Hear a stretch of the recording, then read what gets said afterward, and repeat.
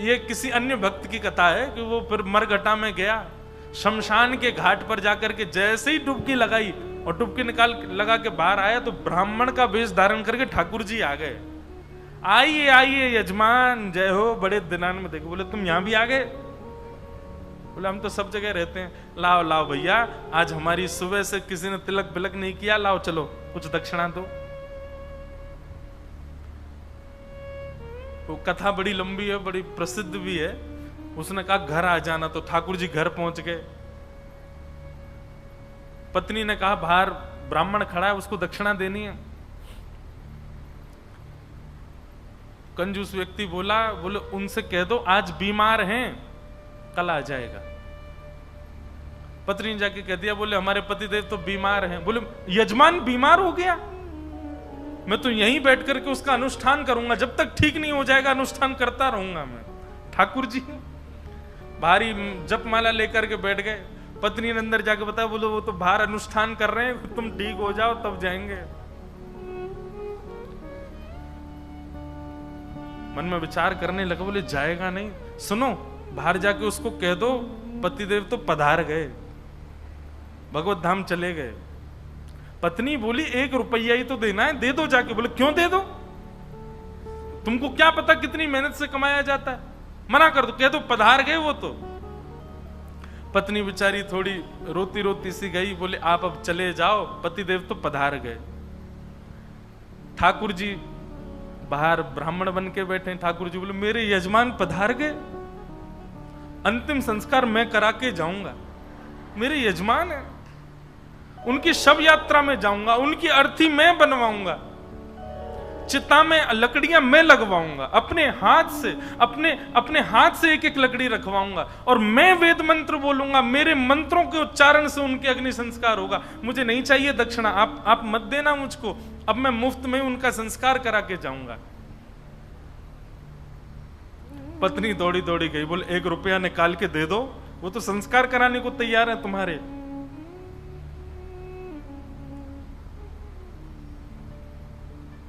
कंजूस बोला सुनो एक काम करो, अर्थी लगाओ तुम, और अर्थी बंधवा करके लेट गया। बोले चुपचाप बस ले चलो, थोड़ी दूर तक चलेगा, फिर वो चला ही जाएगा, जब दिख जाएगा ना कि हाँ ये वास्तव में मर गया है तो कुछ नहीं मांगेगा।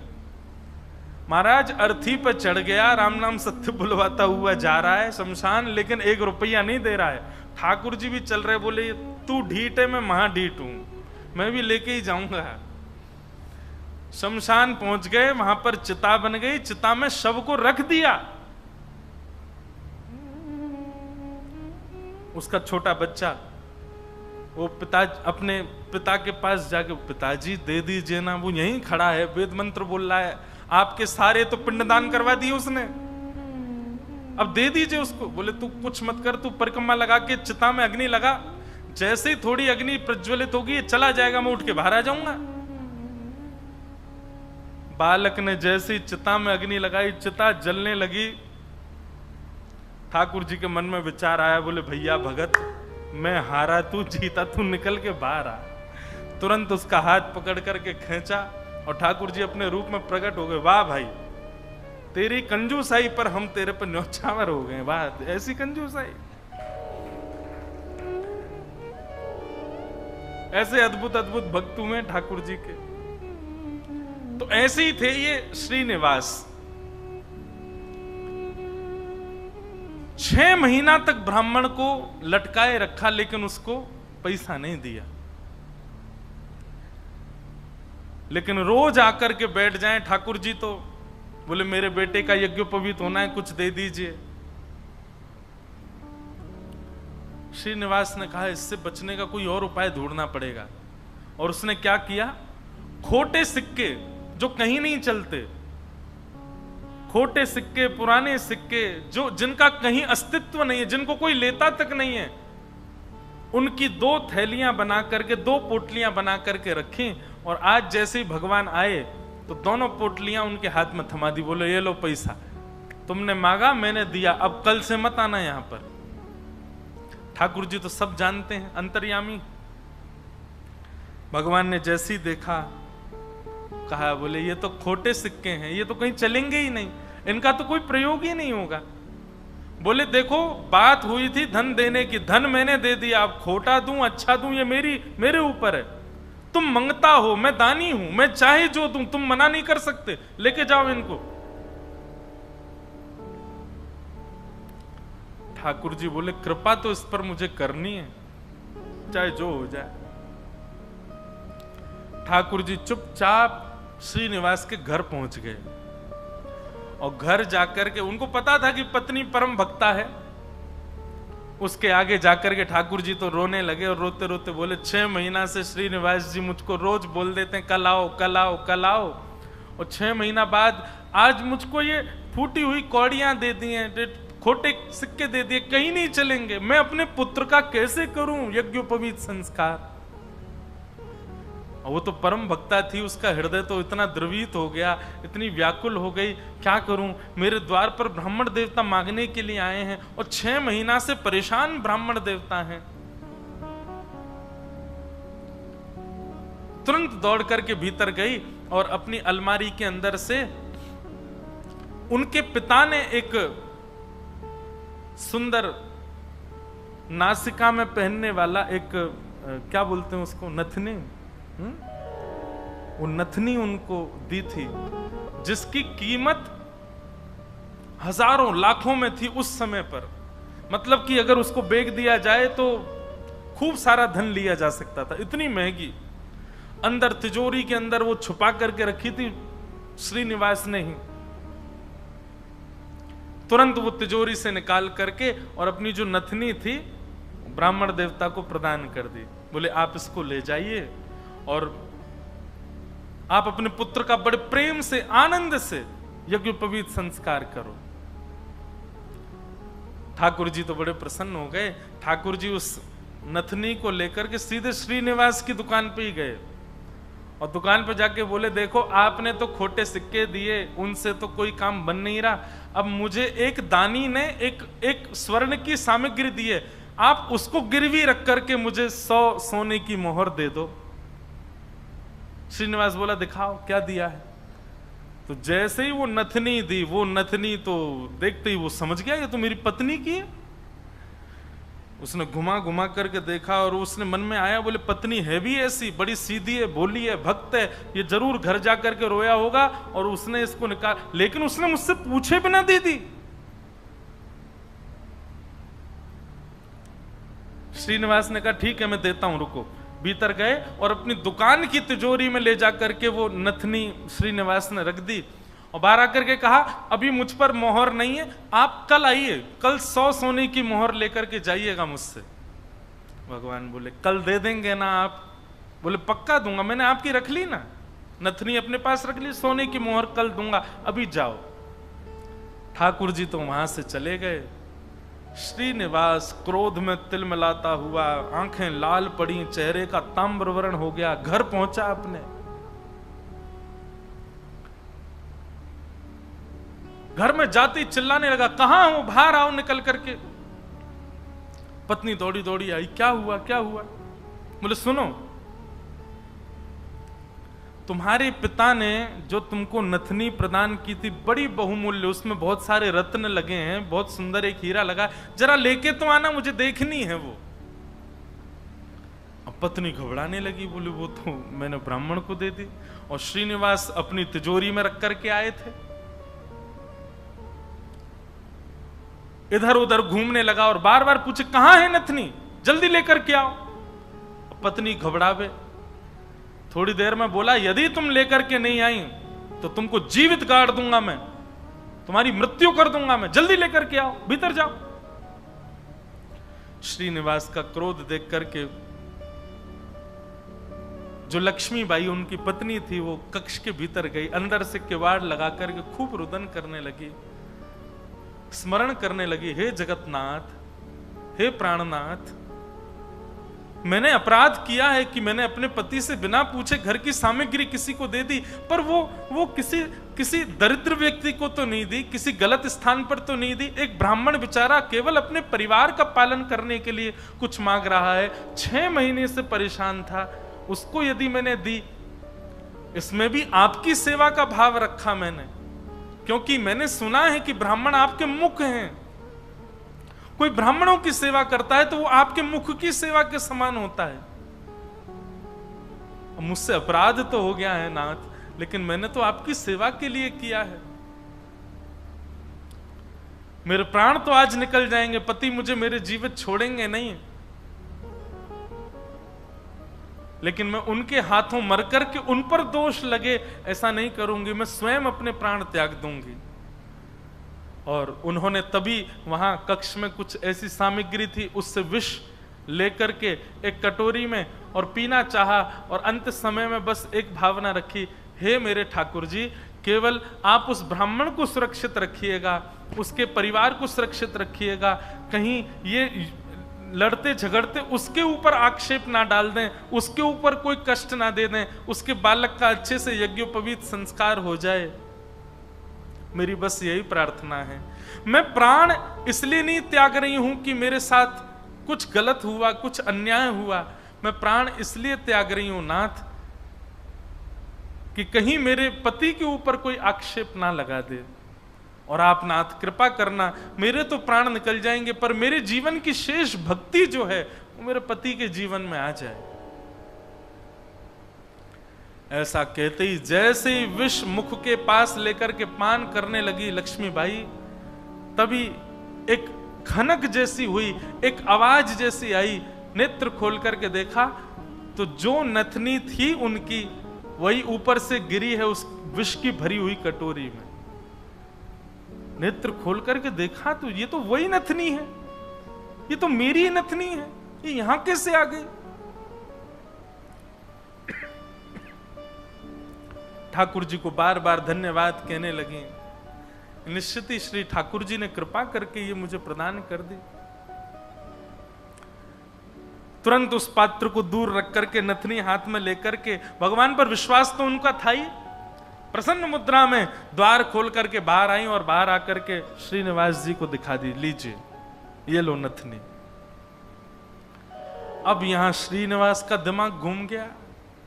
बोले नथनी तो मैं अपनी तिजोरी में रख करके आया हूं, ये अंदर से कैसे निकाल के लिए आई? उसने नथनी पकड़ी, बोले ये तुम्हारी है ना? बोले हाँ मेरी है, देखिए ना वही हीरा है, वही रत्न है, वही स्वर्ण है। श्रीनिवास बोला हाँ है तो वही।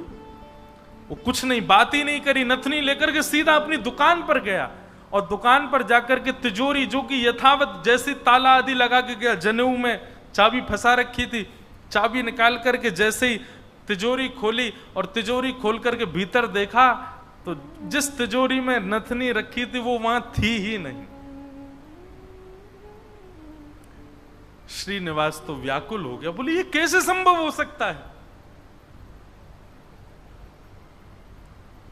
वो तो घर गया, घर जाकर के पत्नी से कहने लगा, बोले मुझे सब सत्य बताओ, मुझे पता है कि ये नथनी अंदर नहीं थी, लेकिन मुझे सत्य जानना है कि ये अंदर आई कैसे।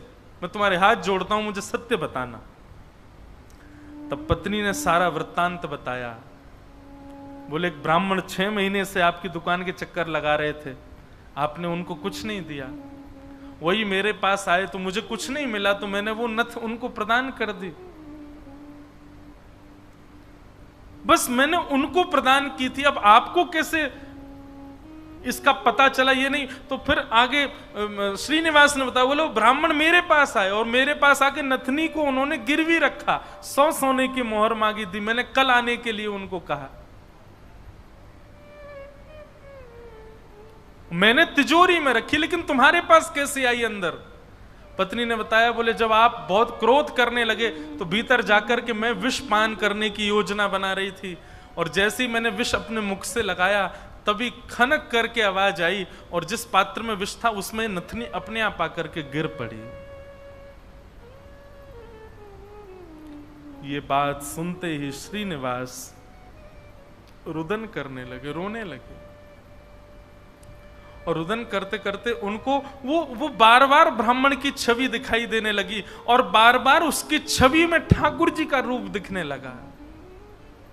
वो स्मृति आने लगी कि जब मैं कह देता था कल आ जाना तो बेचारे ऐसे हाथ जोड़ करके, ठीक है बाबूजी मैं कल आ जाऊंगा, पर कल आप दे देंगे ना मेरे पुत्र का यज्ञोपवीत होना है। ये सारी स्मृति श्रीनिवास के चित्त में उठने लगी। और ये विश्वास प्रगाढ़ हो गया कि ये सामान्य ब्राह्मण नहीं थे, साक्षात ठाकुर जी थे। और ये ठाकुर जी अनुग्रह करके मुझसे दान कराने के लिए आ रहे थे। अरे दान क्या कराने आ रहे थे, मेरे आगे हाथ जोड़ करके मांगने के लिए आ रहे थे। मैं जप नहीं करता, तप नहीं करता, संध्या नहीं करता, साधना नहीं करता, वो मेरे द्वार पर ठाकुर जी आकर के ऐसे खड़े हो जाते थे भिक्षुक के भांति कि कुछ दे दो। मैंने ठाकुर जी को भिक्षुक बनाया, मैंने ठाकुर जी को प्रतीक्षा करवाई, मैंने ठाकुर जी को टालता रहा। अपनी पत्नी के चरण पकड़ लिए, बोले तुम्हारी भक्ति किस योग्यता है, मैं तो घोर नास्तिक हूं, मैंने तो अपने जीवन में कुछ भी अच्छा नहीं किया।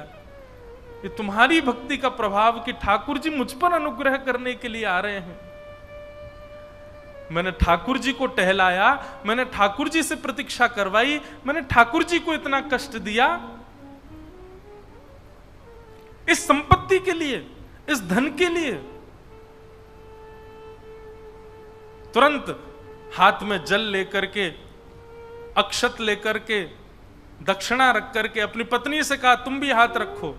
और दोनों ने हाथ में हाथ रख करके अपनी संपूर्ण संपत्ति, जितनी संपत्ति है, दुकान, मकान, बगान, जो कुछ भी था उनके पास में, सबको संकल्पित करके कृष्णार्पणमस्तु, हम सब ठाकुर जी को अर्पित करते हैं। इस संपत्ति के चक्कर में मैंने ठाकुर जी से प्रतीक्षा करवाई, इस संपत्ति के आगे मैंने ठाकुर जी को इतना कष्ट दिया। और उसी दिन से ही श्रीनिवास की स्थिति ऐसी हो गई कि अपना जितना धन था धीरे धीरे धीरे धीरे करके ब्राह्मणों में, संतों में, वैष्णवों में, अयोग्यों में, गरीब कन्याओं के विवाह में, गरीब बालकों की पढ़ाई में करते करते करते करते एक तो होता है कि इतना खर्च करें कि हमारा घर भी चले, पर नहीं, श्रीनिवास की तो ऐसी स्थिति हो गई कि अब वो कुछ रखते ही नहीं है अपने पास। अपनी दुकान भी बेच दी, अपनी सारी संपत्ति बेच दी, एक दिन अपना घर भी बेच दिया। परिवार के लोग धीरे धीरे कोसते कोसते दूर होने लगे। अरे क्या बुद्धि हो गई तुम्हारी, सब बेच दिया। सबको ठाकुर जी की सेवा और ठाकुर जी के जनों की सेवा में लगा दिया। एक फूटी कौड़ी भी अपने पास नहीं रखी। बोले कि नहीं, इसकी वजह से मैंने ठाकुर जी को श्रमित कराया, मैं इसको कैसे रख सकता हूं। और सब छोड़ करके, सब त्याग करके पत्नी ने कहा अब हमारे पास कुछ भी नहीं है, रहने के लिए घर भी नहीं है, भोजन करने के लिए अन्न भी नहीं है, पहनने के लिए वस्त्र भी नहीं है, अब हम क्या करें। बोले अब पकड़ो मेरा हाथ। अब हमने सब छोड़ दिया, क्योंकि अब तक सबको अपना माना था, पर अब हमारे नाथ, हमारे स्वामी श्री पंडरीनाथ हैं, श्री विठ्ठल भगवान हैं, चलो उन्हीं की शरण में, चलो उन्हीं के नगर में, वही खिलाएंगे, वही रिलाएंगे, वही सब करेंगे हमारी व्यवस्था। और श्रीनिवास अपनी पत्नी के साथ पंढरपुर आ गए हमेशा के लिए। यहां आकर के उन्होंने दिव्य एक संत थे, उनसे गुरु दीक्षा ली। और गुरु दीक्षा लेने के बाद केवल एक ही उनका काम, दिन में जाना और जाकर के श्री पंडरीनाथ भगवान का दर्शन करना और पूरे दिन यहाँ के वैष्णवों का दर्शन, उनकी सेवा करना, यही उनका काम। दीक्षा के बाद गुरुदेव ने उनको दूसरा नाम प्रदान कर दिया। दीक्षा में एक नाम दिया जाता है, और अब तक उनका नाम श्रीनिवास था, अब उनका नाम पुरंदर दास हो गया।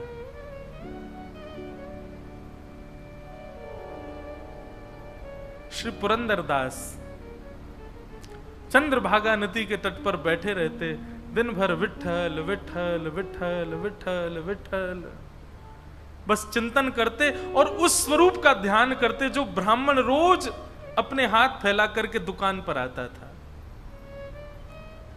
4 लोगों को बैठ करके बताते कि मेरी दुकान पर कैसे ठाकुर जी आते थे, और मैं नालायक, मैं दुष्ट प्राणी, मैं रोज उनसे कहता था कल आ जाना, कल आ जाना। अरे मैंने कितना बुरा किया, लोग खड़े करके दिखवाता था, दूर से दिख जाते तो मैं भाग जाता था। मेरे द्वार पर साक्षात जगन्नाथ आते थे और मैं उनके साथ ऐसी लीला करता, ऐसा कपट करता था। उस कपट का ही दंड दे रहा हूं खुद को। और उसी स्थिति में रहते रहते रहते रहते श्री पुरंदरदास जी एक कवि के रूप में निर्मित हो गए और ठाकुर जी की सुंदर सुंदर रचनाएं लिखने लगे, सुंदर सुंदर पदावली, सुंदर सुंदर भाव। लेकिन पुरंदरदास जी का यह भाव है कि वो अधिकतर रचनाएं कन्नड़ भाषा में ही लिखते थे और सुंदर रचनाएं करके श्री पंडरीनाथ भगवान को सुनाया करते थे। पंढरपुर आने वाले भक्त पुरंदरदास जी की रचनाएं सुनकर के आनंदित हो जाते थे और श्री पंडरीनाथ भगवान के सन्मुख कीर्तनकार जा जा करके उस रचनाओं को गाया करते थे। इस प्रकार पुरंदरदास जी अपना जीवन शेष समय एक कवि के भांति भगवान लीला चिंतन करते करते उन्होंने ठाकुर जी के श्री चरणों में अपने प्राणों का परित्याग कर दिया। कहने का अभिप्राय,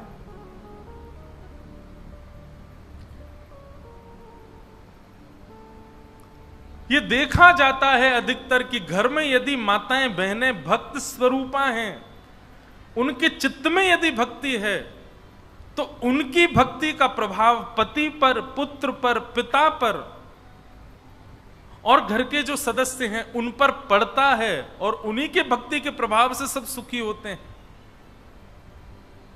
जिस प्रकार लक्ष्मीबाई की भक्ति के प्रभाव से श्रीनिवास परम भक्त हुए और परम भक्त होकर के श्री ठाकुर जी के चरणों को प्राप्त हो गए, ऐसे श्री पुरंदरदास जी को हम बारंबार प्रणाम करते हैं।